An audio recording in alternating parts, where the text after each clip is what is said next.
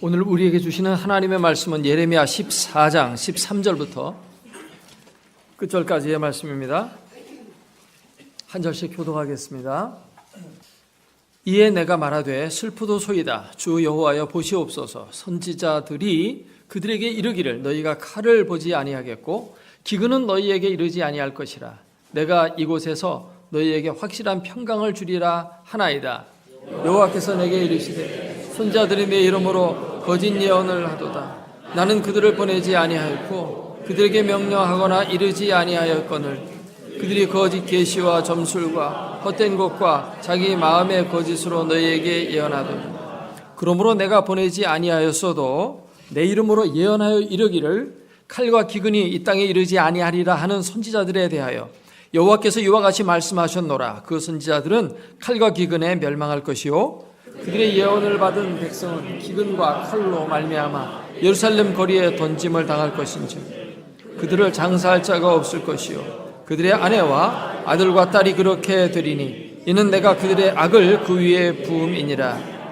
너는 이 말로 그들에게 이르라. 내 눈이 밤낮으로 그치지 아니하고 눈물을 흘리리니 이는 처녀딸 내 백성이 큰 파멸 중한 상처로 말미암아 망함이라. 내가 들에 나간즉 칼에 죽은 자요 내가 수급에 들어간즉 기운으로 병든 자며 선지자나 제사장이나 알지 못하는 땅으로 두루 다니도다. 주께서 유다를 온전히 버리시나이까? 주의 심령이 시온을 싫어하시나이까? 어찌하여 우리를 치시고 치료하지 아니하시나이까? 우리가 평강을 바라도 좋은 것이 없고 치료받기를 기다리나 두려움만 보나이다. 여호와여 우리의 악과 우리 조상의 죄악을 인정하나이다. 우리가 주께 범죄하였나이다. 주의 이름을 위하여 우리를 미워하지 마옵소서. 주의 영광의 보좌를 욕되게 마옵소서. 주께서 우리와 세우신 언약을 기억하시고 패하지 마옵소서. 이방인의 우상 가운데 능히 비를 내리게 할 자가 있나이까? 하늘이 능히 소나기를 내릴 수 있으리이까? 우리 하나님 여호와여 그리하는 자는 주가 아니시니이까? 그러므로 우리가 주를 앙망하는 것은 주께서 이 모든 것을 만드셨음이니이다 하니라. 아멘.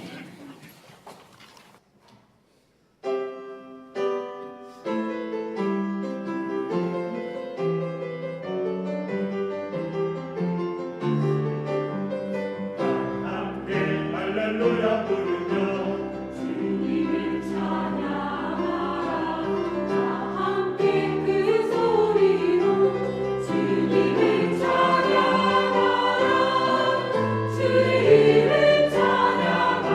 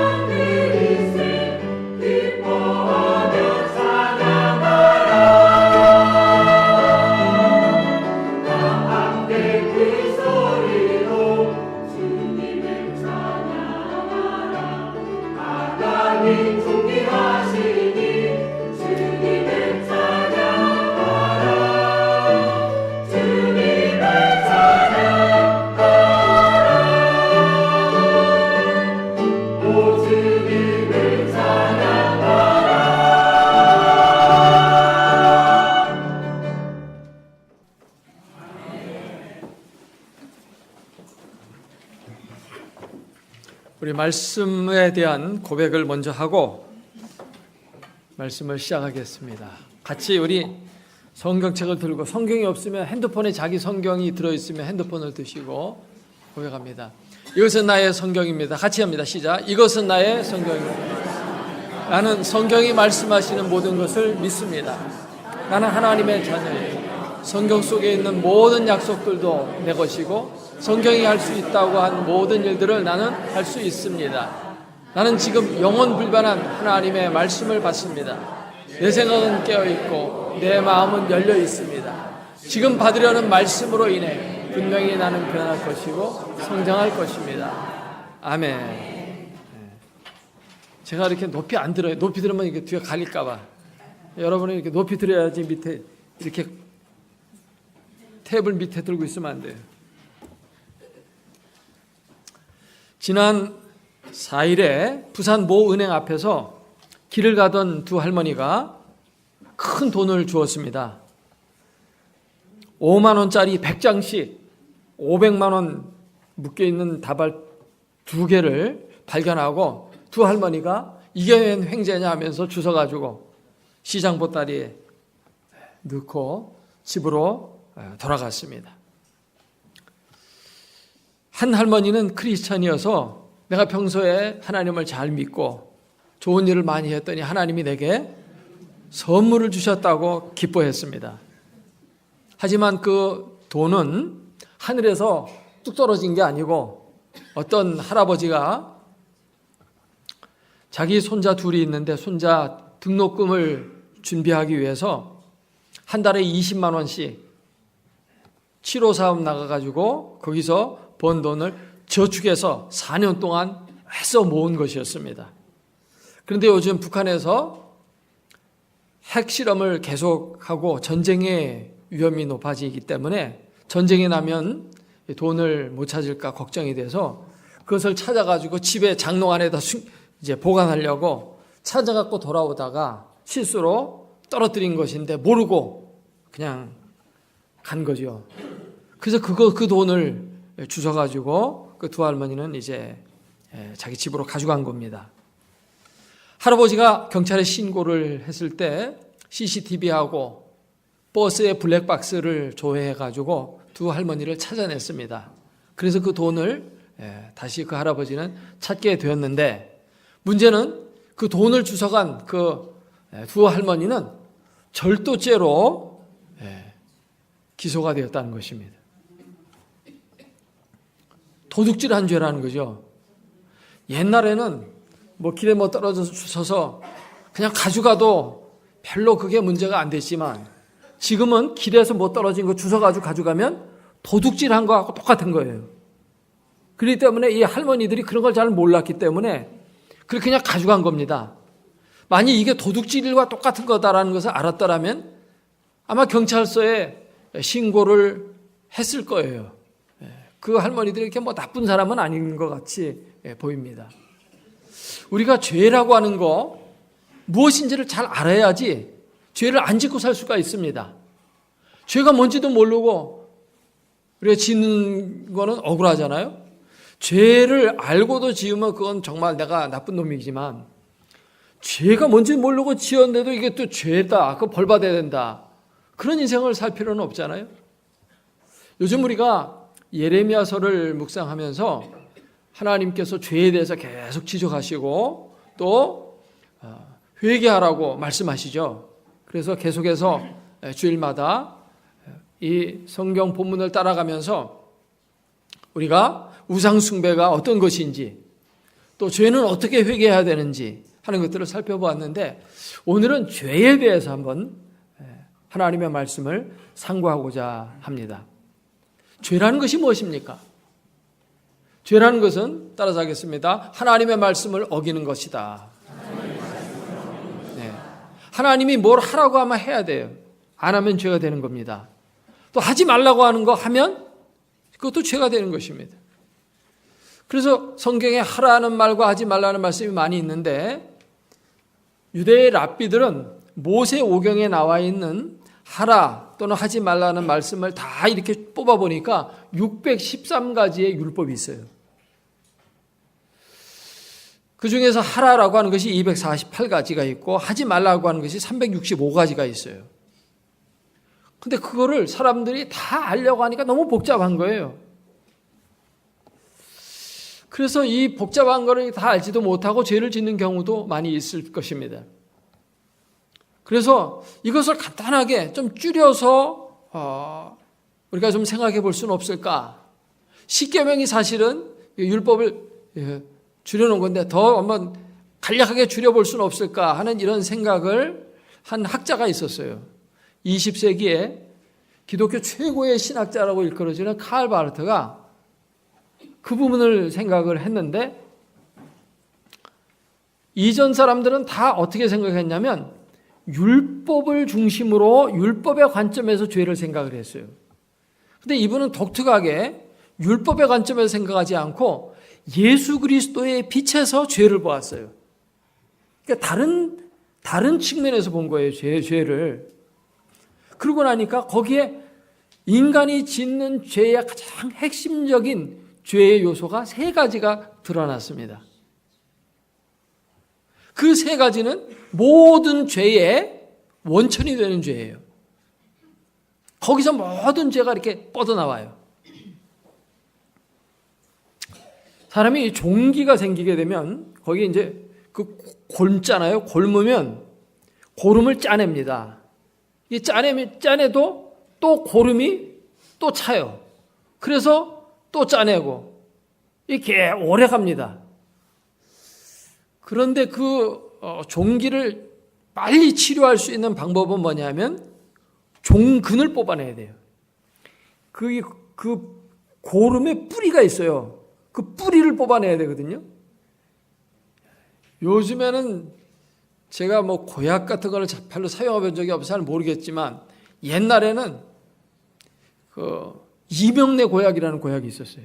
여기 보면 시커매가지고 한 붙이고 나면 이게 떨어지질 않아가지고 아주 그 좀 지저분한 거 이렇게 붙이고 한 며칠 씻어야 이게 다 떨어지는데 왜 하필 그 까만색으로 했는지는 잘 모르겠지만, 근데 그게 중요한 게 아니고 그 가운데 노란 약이 있는데 그걸 가운데다 딱 붙이고 딱 붙이면 그게 그 고름의 뿌리를 뽑아냅니다. 그러면 그 다음부터 부기가 가라앉고 차츰차츰 낫는 그런 일이 있었어요. 이 뿌리가 되는 죄, 그게 뭔가 그거를 율법의 관점에서 죄를 보지 않고 뭐의 관점에서 봤다고요? 예수 그리스도의 관점에서 봤어요. 예수님이 이 땅에 오셔서 행하신 모든 것들은 속죄 사역이에요. 속죄 사역은 죄를 씻기 위한 방법이거든요. 그러니까 죄가 말하자면 떨어지는 것이라면 예수님의 삶은 사람들을 데리고 올라가는 삶을 사신 거죠. 그러니까 예수님의 구원 사역을 거꾸로 한번 보면 죄가 무엇인지가 보여요. 그래서 예수님의 삶을 크게 대별해 보면 3가지예요. 예수님이 이 땅에 오셔서 사신 삶, 그 다음 십자가에서 죽으심, 그 다음에 부활하심, 이 3가지가 예수님의 삶을 크게 대별짓는 요소입니다. 이 3가지 요소 가운데 인간의 죄가 무엇인지가 드러나고 있습니다. 첫 번째로는 우리가 예수님의 십자가를 한번 생각해 보려고 합니다. 예수님의 십자가, 그것은 우리를 대신해서 예수님이 형벌받은 거다, 이렇게만 생각하는데 사실은 이 예수님의 십자가는 하나님의 낮아지심이라는 특징을 갖고 있어요.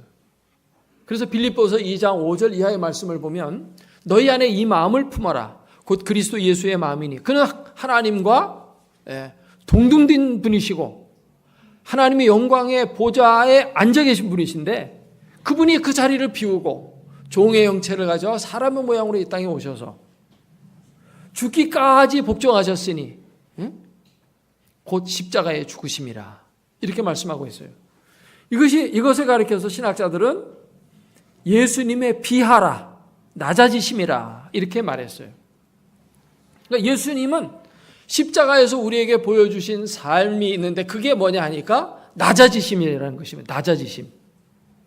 그러니까 죄는 뭐예요? 높아지는 게 죄라는 겁니다. 하나님은 낮아지는데 우리는 높아지는 거예요. 그게 죄라는 것입니다. 하나님과 반대 방향으로 가는 거. 예수 그리스도와 반대 방향으로 가는 그 삶이 뭡니까? 그게 죄라는 것입니다. 인간의 죄의 가장 근원적인 본질이 뭐냐 하면 교만이라는 것입니다. 교만. 자꾸만 높아지려고 하는 거.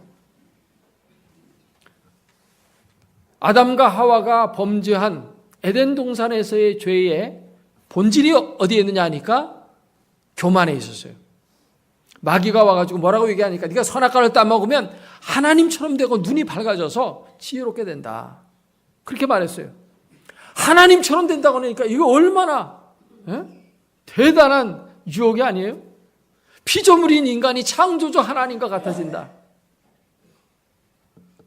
이것이 바로 원죄를 짓게 된 동기였습니다.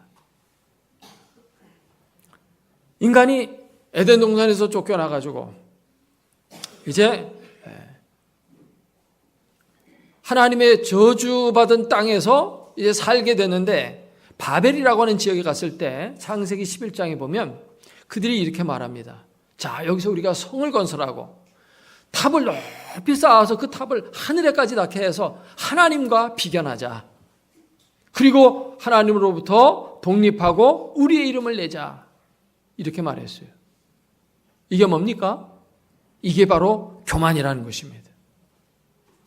마귀가 왜 이 땅에 마귀가 되었는가? 본래 마귀는 천사였거든요.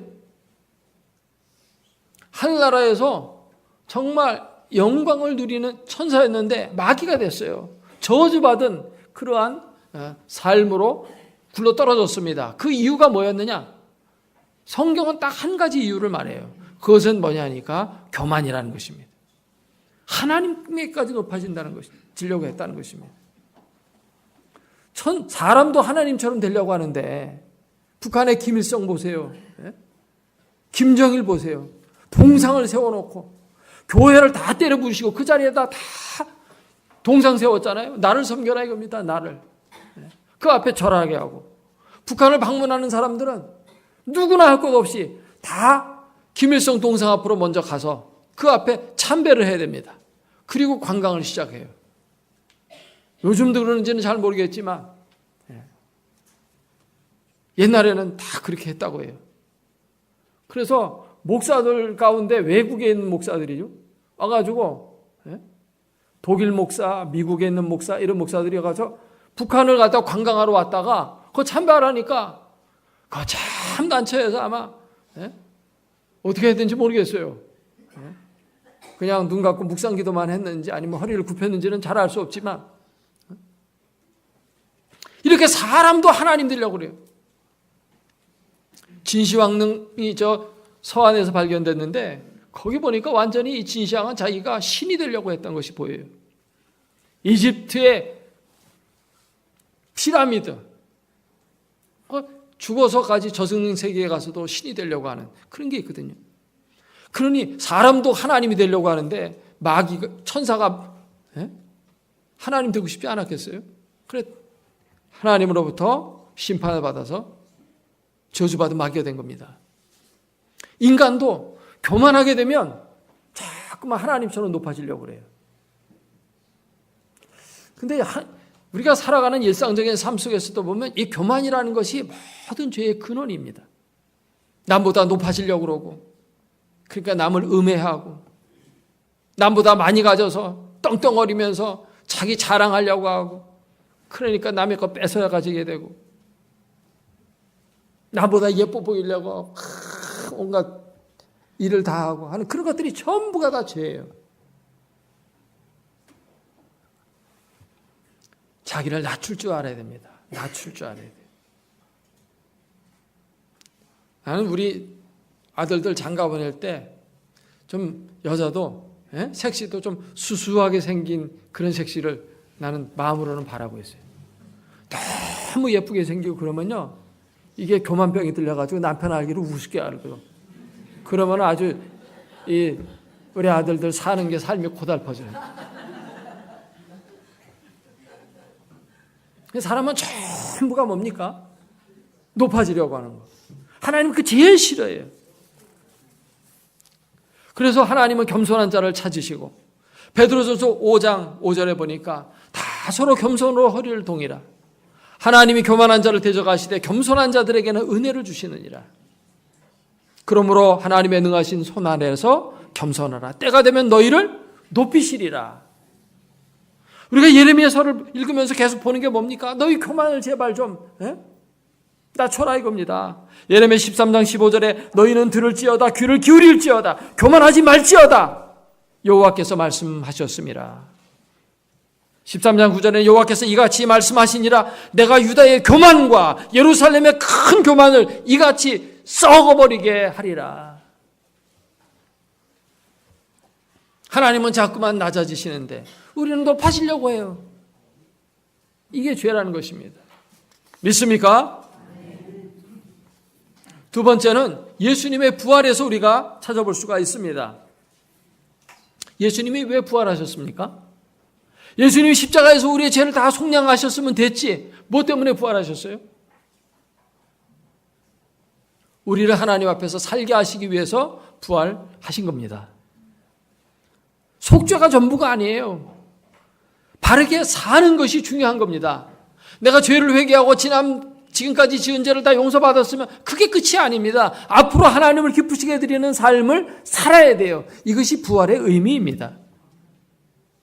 우리가 하나님의 기쁨이 되어지는 삶을 살아가도록 하기 위해서 예수님이 부활해서 우리의 삶 속에 들어오신 거예요. 성령으로 우리 가운데 찾아오신 거예요. 그래서 우리로 하여금 하나님이 기뻐하시는 삶을 살도록 하신 거거든요. 그러므로 하나님의 기쁘신 뜻을 따라서 살지 아니하는 죄, 이 태만이 죄라는 것입니다. 사람들은 뭘 하지 말라는 거 하면 죄인 걸로 생각하고 하라라고 하는 것은 안 해도 뭐 그렇게 큰 죄의식을 못 느껴요. 근데 이것이 죄라는 것입니다. 하나님은 인간을 본래 하나님의 형상대로 지으셨어요. 그래서 하나님께서 기뻐하시는 뜻을 이 땅에서 펼치도록 하나님이 대리 통치자가 되어서 세상을 다스리는 자가 되도록 그렇게 만드셨거든요. 근데 그 일은 하지 않고 세상에 썩어질 것을 구하며 살아가는 것, 이것이 죄입니다. 사람은 대부분 추구하는 것이 이거예요. 육신의 정욕, 안목의 정욕, 이생의 자랑, 이걸 추구하면서 살아가는 거예요. 이건 하나님으로부터 온 게 아니에요. 땅에서 나는 거예요. 근데 그걸 그렇게 좋아해요. 사람은 하늘에 본래 속해 있는 영물입니다. 근데 땅에 속해 있는 동물처럼 살아가려고 하는 것입니다. 하나님이 우리를 지으실 때 지으신 목적이 있습니다. 그 목적을 상실하고 그저 나 좋을 대로 내 입맛 맞는 대로 자기가 하고 싶은 일을 하면서 살아가는 이 자체가 태만의 인생이라는 것입니다. 그게 죄예요. 예수님은 이 땅에 오셔서 하나님의 뜻을 다 이루셨어요. 그래서 십자가에서 마지막 남기신 말씀이 뭡니까? 따라서 합시다. 다 이루었다. 여러분 이 세상에 살다가 하나님 앞에 갈 때까지 다 이루고 가시기를 바랍니다. 허송세월하지 말고 쓸데없는데 기웃거리지 말고 오직 하나님의 뜻을 행하는데 올인해야 됩니다. 옛날 빠삐용이라는 영화가 있어요. 그 빠삐용은 죄수인데 계속해서 탈출하려고 합니다. 탈출하면 또 붙잡혀고 탈출하면 또 붙잡혀. 그러나 마지막엔 탈출에 성공해요. 근데 그는 자기는 죄가 없다고 그래요. 나는 죄 지은 것도 없는데 잘못해서 감옥에 갇혔다는 겁니다. 그렇기 때문에 나는 나가야 된다는 거예요. 근데 어느 날 그 꿈을 꾸는데 재판장 앞에 딱 서 있어요. 판사가 네 죄를 알렸다 그러니까 나는 죄 없습니다. 나는 억울하게 붙잡혔습니다. 그러니까 너의 죄는 바로 이거야. 너는 인생을 낭비했어. 그러니까 그는 고개를 떨구고 더 이상 할 말이 없어요. 특별히 죄진 거 없지만 인생을 낭비했다는 것입니다. 술 먹고 도박하고 쓸데없는데 시간을 다 허비한 거예요. 그게 죄 중에 큰 죄가 된다고 하는 사실입니다. 마태복음 25장에 보면 달란트의 비유가 나와요. 5달란트 받은 자와 2달란트 받은 자는 상급을 받고 축복을 받고 영생에 얻어 하늘나라 들어갔어요. 1달란트 받은 자는 큰 책망을 받는데 이 악하고 게으른 종아, 그는 1달란트 가지고 그냥 땅속에 묻어두었어요. 아무것도 하지 않은 겁니다. 인생을 낭비한 겁니다. 그게 큰 죄예요. 하나님은 우리에게 기대가 있으시고 의도가 있어서 이 땅에 존재케 하셨거든요. 이 땅에 생명을 주고 나게 하셨거든요. 하나님의 뜻은 생각하지 않고 그저 나 좋을 대로, 내가 하고 싶은 대로, 세상 말로 캐세라세라야, 내가 하고 싶은 대로. 그게 큰 죄라는 것입니다. 여러분, 알코올 중독자 한번 보세요. 맨날 술이나 퍼먹고 그저 남 노름하는 데나 기웃거리고 길거리에 쓰러져서 그냥 구토하고 거기서 잠자고, 그 인생 낭비하는 거잖아요. 근데 우리가 꼭 그렇게는 안 해도 우리가 얼마나 많이 낭비하고 있어요. 인생을 게으르게 살고 잘못된 목적을 따라 살고 하는 이 모든 것들이 다 태만의 죄라는 것입니다. 인생을 가치 있게 사시기를 주의 이름으로 축원합니다. 예수님은 우리를 가치 있게 만드셨어요. 그 피값으로 우리를 다시 사셨습니다. 우리를 왕 같은 제사장으로 세우셨어요. 하나님이 창조하실 때 하나님의 형상으로 지으셨어요. 근데 그런 것들을 생각하지 않고 열등감 가운데 사는 거, 이런 것들도 다 죄입니다. 나는 하나님의 자녀로 존귀한 자가 되었거든요. 그러므로 존귀한 인생을 살아야 됩니다. 근데 나는 못난 싸움에서 그냥 자포자기하고 절망 가운데 살고 마음의 상처를 갖고 살고 숨어서 살고 하는 이런 모든 것들, 이것이 바로 죄라는 것입니다. 하나님의 나라와 의를 위해서 살아야 마땅함에도 불구하고 그렇게 살지 않고 세상 욕심을 따라서 살아가는 삶 자체가 죄라는 것입니다.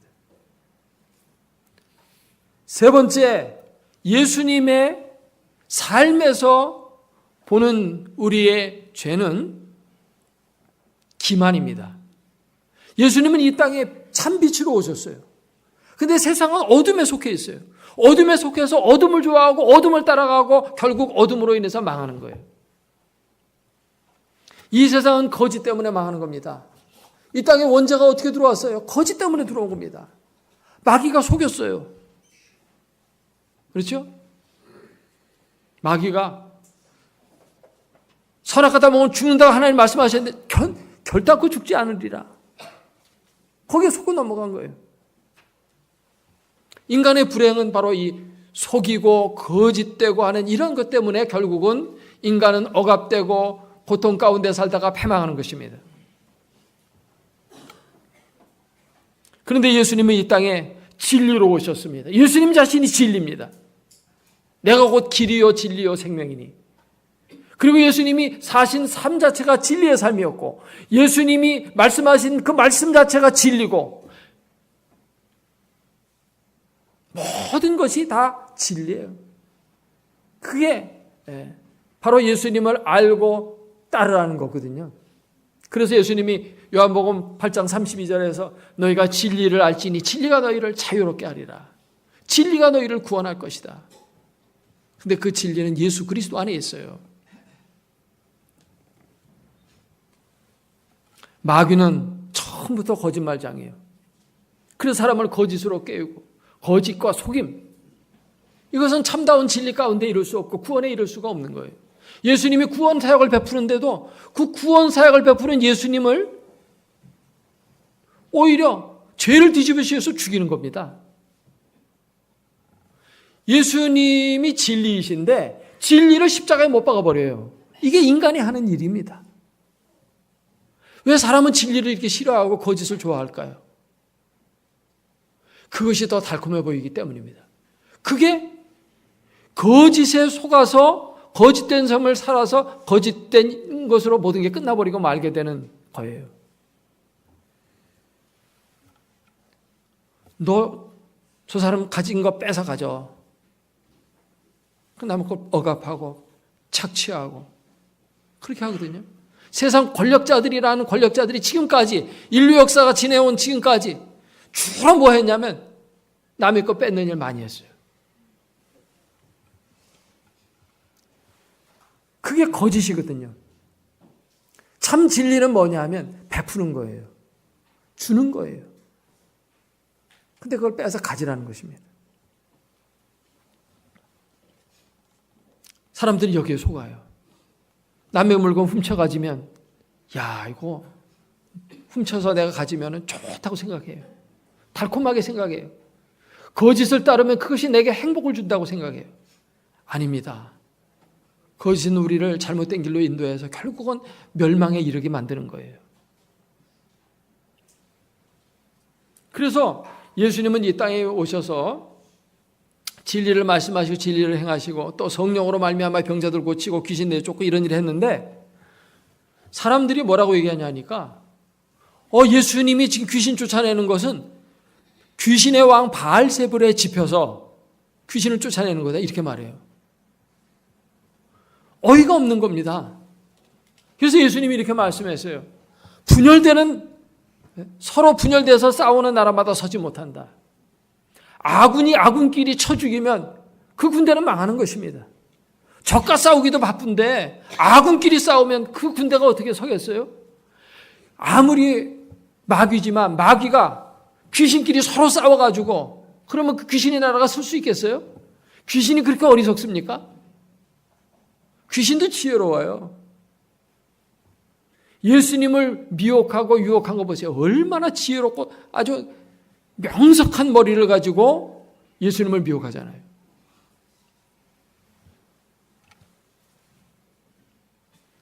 그래서 사람들은 뭐냐면 성령이 하시는 일은 성령님은 진리의 영이시거든요.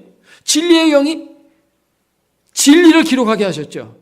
사람에게 영감해서 진리인 성경책을 기록하게 하셨고 성경을 읽을 때 진리를 깨닫게 하시는 분이 성령님이세요. 이걸 성령의 조명이라고 그래요.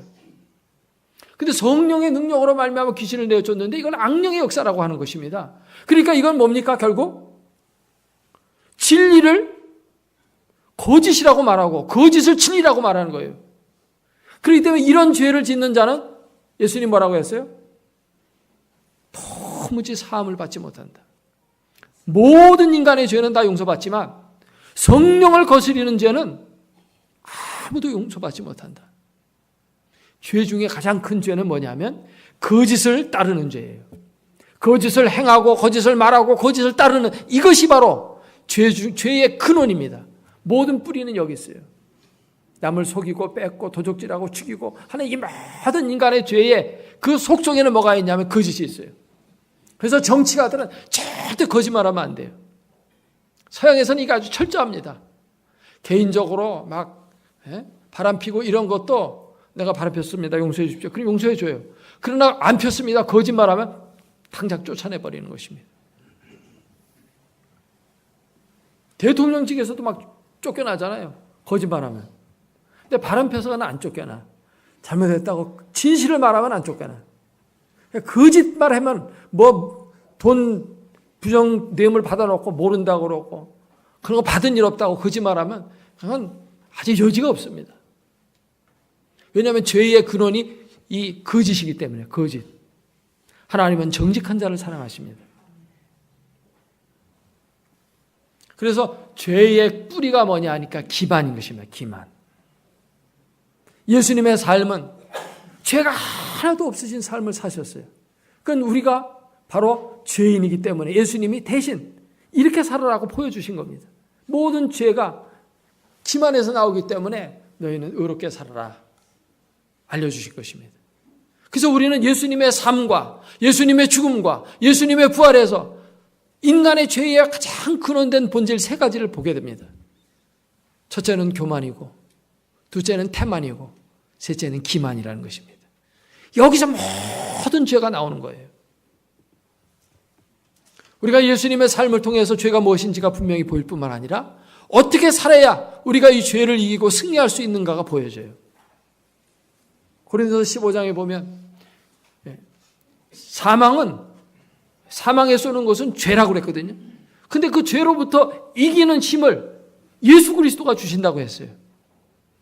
예수님을 사랑하고 예수님을 알고 예수님을 나의 삶의 능력으로 모시고 살면 죄를 이길 수가 있습니다. 주 예수 그리스도를 더욱 사랑하는 여러분 되시기를 주의 이름으로 축원합니다. 예수님만이 죄악을 이기고 승리하여 하나님께 영광 돌리는 삶의 길이에요. 예수님을 더 아시고 예수님을 더 즐거워하시고 예수님과 더 깊은 교제 가운데 살아가시면 죄를 이길 수 있어요. 하나님은 죄에 대해서 승리하여 우리가 이 세상에서 값지고 승리하고 아름다운 인생 살기를 바라십니다. 이런 은혜가 그리스도 예수 안에서 여러분에게 있기를 주의 이름으로 축원합니다. 같이 기도하겠습니다. 주신 말씀 생각하며 통성으로 기도합니다.